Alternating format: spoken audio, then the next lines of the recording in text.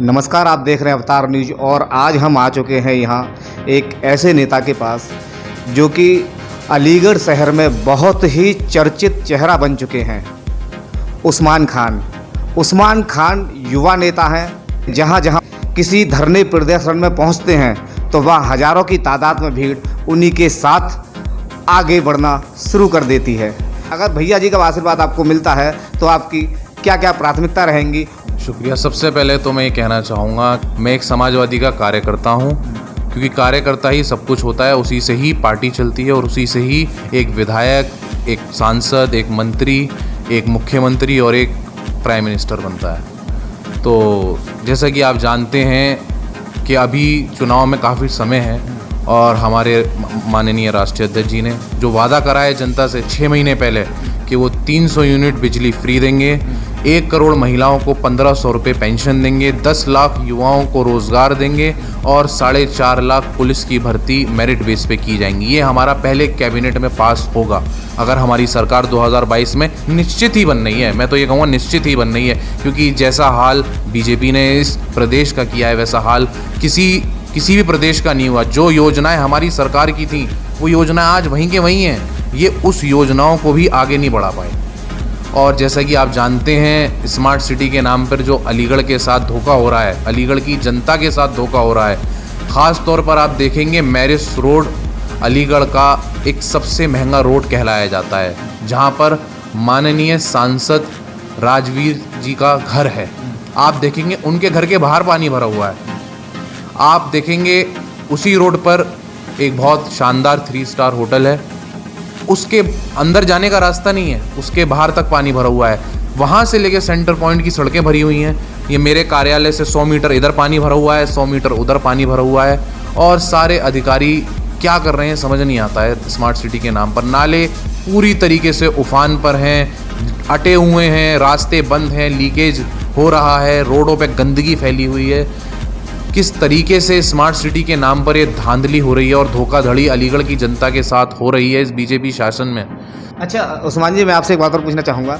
जैसे कि 2022 में अखिलेश भैया जी की सरकार आएगी, ये आपने कह दिया है। और जाहिर सी बात है, हर प्रत्याशी और हर समाजवादी पार्टी के जो कार्यकर्ता हैं उनके चेहरे पर एक खुशी है, क्योंकि ये भी जा रहा है कि उत्तर प्रदेश में अगर बीजेपी पार्टी को कोई पार्टी अगर टक्कर दे सकती है तो वो समाजवादी पार्टी है। अगर समाजवादी पार्टी उत्तर प्रदेश में उभर कर आती है तो क्या स्मार्ट सिटी जो इस समय बदहाल है, क्या इसकी सूरत बदलेगी फिर? जैसा कि आप जानते हैं, जब हमारी पार्टी सत्ता में आई थी पिछली सरकार, तो जो हमने वादे किए थे वो 100% निभाए। तो जो इस बार हमारे वादे होंगे और इस बार हम अपने वादों से ज़्यादा निभाएंगे, क्योंकि समाजवादी क्रांतिकारी पार्टी है और वो अपने कहने के मुताबिक 100% जनता के हितों के लिए काम करती है। और जैसा कि आप जानते हैं, आज पूरा प्रदेश समाजवादी की ओर देख रहा है। इसी वजह से देख रहा है क्योंकि हमने बीजेपी के जो गलत काम थे उनके खिलाफ हमने रोडों पे प्रदर्शन किया, उसके खिलाफ हमने लोगों को जागरूकता फैलाई लोगों के बीच में, और हमने लाठी डंडे खाए। आपने देखा किस तरीके से ब्लॉक प्रमुखी के चुनाव में आतंक मचाया गया, किस तरीके से जिला पंचायत सदस्य के चुनाव में आतंक मचाया गया। महिलाओं के साथ सम्मानजनक हरकत ही नहीं की गई, किस तरीके से उनकी साड़ियाँ खींची गई। और एक तरफ कहते हैं बेटी पढ़ाओ और बेटी बचाओ, और आप देखेंगे कि इन्हीं के कार्यकर्ता उनका पेटीकोट फाड़ रहे थे, उनकी साड़ियों को खींच रहे थे। तो मैं ये कहना चाहूँगा कि एक तरीके से ये तो डिक्टेटरशिप चल रही है, सरकार नहीं चल रही है। पिछली बार इनके पास एक मुद्दा था राम मंदिर का, वो मुद्दा अब ख़त्म हो चुका है, राम मंदिर बन रहा है। और उसके जब पूरी तरीके से बन जाएगा मैं ज़रूर उसको देखने जाऊँगा, क्योंकि राम भगवान जो हैं वो एक ऐसी शख्सियत हैं जैसी शख्सियत ना आई है ना आएगी। और राम राज्य मोहब्बत का राज्य होता है, वो नफ़रत का राज्य नहीं होता। जिस तरीके से हिंदू मुसलमान को लड़ाया जाता है राम के नाम पर तो हिंदू मुसलमान के चेहरे पे खुशी का माहौल आता है कि हम परशुत्तम राम जी के भक्तों से मिल रहे हैं, उनके लोगों से मिल रहे हैं। तो इस बार राम राज्य आएगा, लेकिन मोहब्बत का आएगा। इस बार हिंदू मुस्लिम लड़ेगा नहीं, साथ खड़ा होगा। इस बार चुनाव में मुद्दा डेवलपमेंट का होगा, मुद्दा लोगों के रोज़गार का होगा, मुद्दा शिक्षा का होगा, मुद्दा हेल्थ केयर का होगा, अच्छी स्वास्थ्य का होगा, मुद्दा अच्छी सड़कों का होगा, मुद्दा अच्छे ट्रांसपोर्टेशन का होगा, अच्छे यातायात का होगा। और जैसा कि आप जानते हैं, हमारी पार्टी अपने वादे को 100% निभाती है। अच्छा, उत्तर प्रदेश सरकार में एक जनसंख्या कानून लाने की एक क्रिया प्रक्रिया शुरू हो गई है, उसके बारे में क्या कहना चाहेंगे आप? देखिए, वो उस चीज़ पे तो हम इतना बोलना चाहेंगे कि वो एक तरफ अच्छा भी है और एक तरफ उसकी नेगेटिव भी है। कोई किसी भी चीज़ की पॉजिटिव साइड भी होती है और नेगेटिव साइड भी होती है।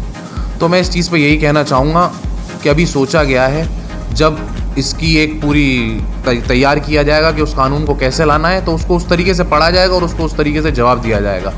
क्योंकि बीजेपी सिर्फ कानून ला देती है, उसका पालन नहीं करवा पाती है।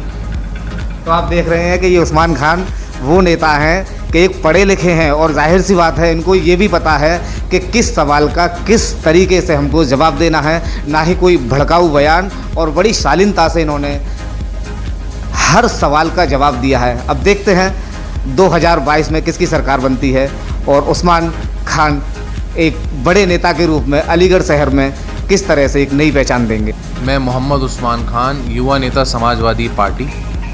मैं अपनी पार्टी और अपने माननीय राष्ट्रीय अध्यक्ष अखिलेश यादव जी और अपनी तरफ से जो कल ईद उल अज़हा का त्यौहार है, उसकी तहे दिल से शुभकामनाएं अपने दिल की गहराइयों से पूरे जनपद वासियों को देता हूं। और आने वाली 15 अगस्त और रक्षाबंधन की भी शुभकामनाएं तहे दिल से अपने जनपद वासियों को देता हूं।